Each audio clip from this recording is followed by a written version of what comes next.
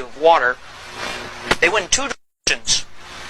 They went out to what is now known as Oceania and became a people known as the Negritos. And they also went towards Mexico and impacted this Olmec civilization. And the reason why we now know that is because there was a genetic trace done. You know about DNA now. That's getting a lot of play in the paper. DNA means you can trace the genetic code of a people. The genetic code of the... And there are still native blacks in Mexico. That's never been explained by archaeologists before Columbus arrived. DNA tests done on them. DNA tests done on the bones of some of the Olmec people, not all of them, the ancient remains, show a definite genetic trace, not to Africa only, but across the Pacific.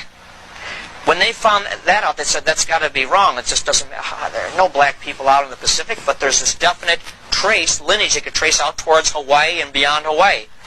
Then they began a worldwide match of DNA. Well, who these strange black people, who do they match up with? They don't match up with Africans.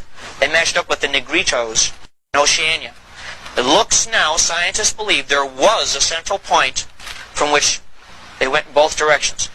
So this is a marvelous heritage. And, you know, some people say, well, you're a white guy, how can you talk about stuff like this? I get flack from this on both sides. The purpose of our magazine is to tell the truth about what happened to our country and our continents before Columbus. And if it shows that there were white Vikings here, and there were, we tell that. And if it shows that there were Asians here visiting, Chinese here visiting Mexico, we'll tell about that. And if there were blacks here, we have to tell that too. That's all part of our heritage.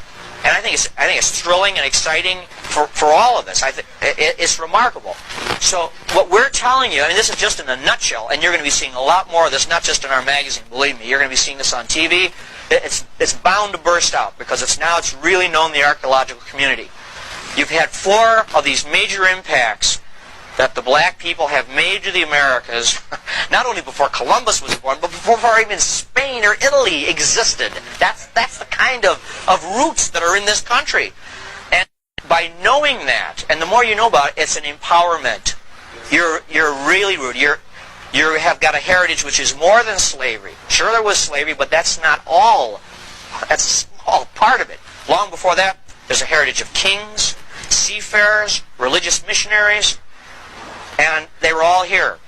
But it happened so long ago, there's just so little of it left. And that's basically my story.